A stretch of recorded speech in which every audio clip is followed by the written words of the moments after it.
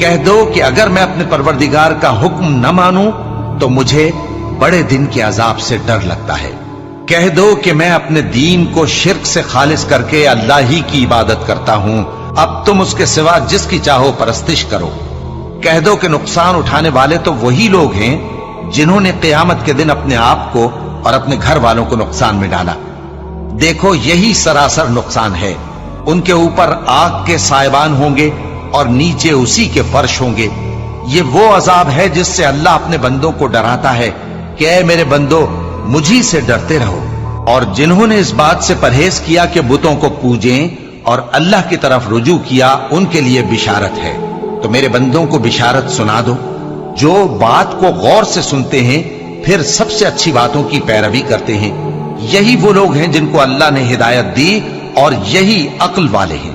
بھلا جس شخص پر عذاب کا حکم صادر ہو چکا ہو تو کیا تم اسے جو دوزخ میں پڑا ہو نکال سکتے ہو؟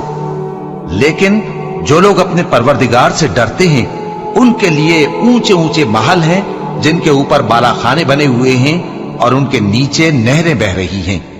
یہ اللہ کا وعدہ ہے، اللہ وعدے کے خلاف نہیں کرتا۔ کیا تم نے نہیں دیکھا کہ اللہ آسمان سے پانی نازل کرتا، پھر اس کو زمین میں چشمے بنا کر جاری کرتا، پھر اس سے کھیتی اگاتا ہے جس کے طرح طرح کے رنگ ہوتے ہیں، پھر وہ تیار ہو جاتی ہے، پس تم اس کو دیکھتے ہو کہ زرد ہو گئی ہے، پھر اسے چورا چورا کر دیتا ہے۔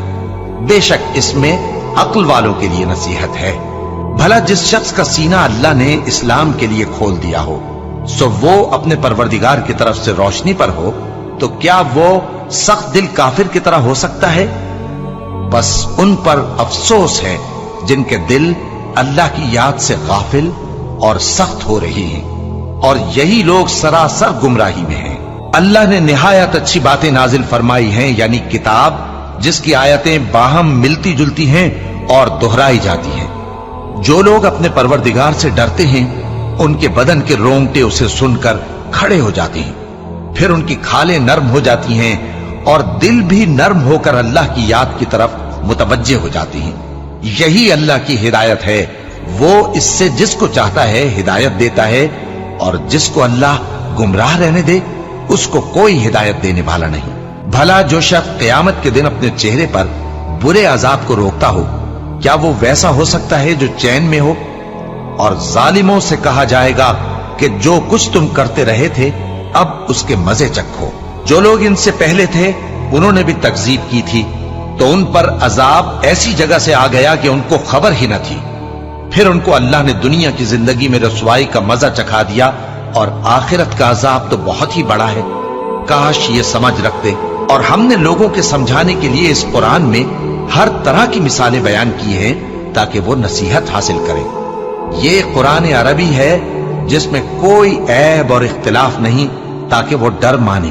اللہ ایک مثال بیان کرتا ہے کہ ایک شخص ہے جس میں کئی آدمی شریک ہیں مختلف مزاج کے، اور ایک آدمی پورے کا پورا ایک شخص کا غلام ہے۔